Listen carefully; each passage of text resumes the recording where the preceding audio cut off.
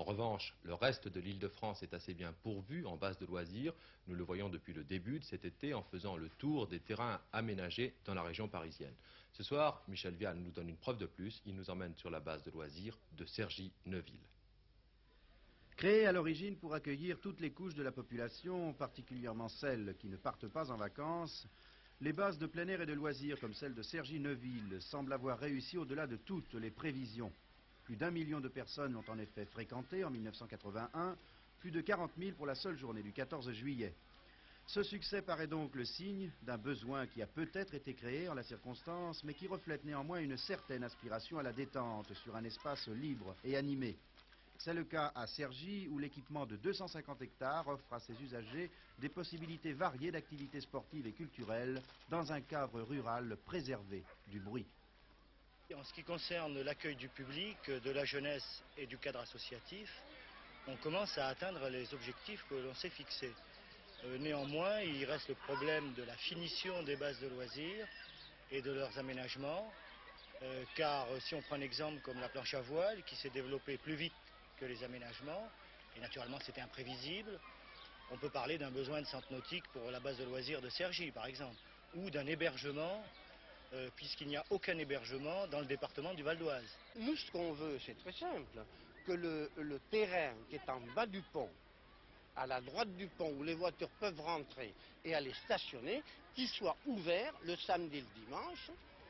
Qu'on le ferme la semaine, ça n'a pas d'importance, mais le samedi et le dimanche, pour que les voitures qui sont en surnombre dans la base de loisirs viennent s'y installer et ne gênent plus ni les riverains, ni la circulation à l'intérieur de la base.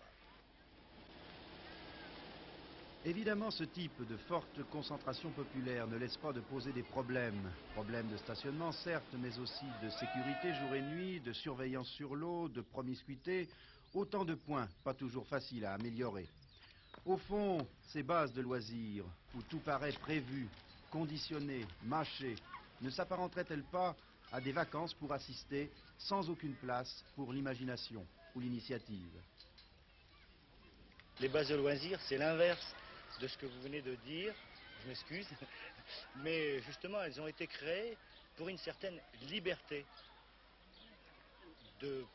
d'accueil d'une part, hein, et une liberté pour chacun de s'exprimer. Vous avez vu des gens se baigner hors de la baignade.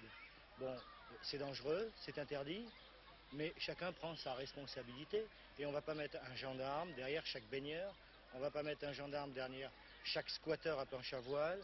Il y a justement une certaine liberté de la part des gens. Et c'est là, je crois, toute la différence peut-être par rapport au club ou à la plage où tout est organisé, la garderie, etc., etc. Je crois que les gens qui viennent ici ont cette sensation de liberté.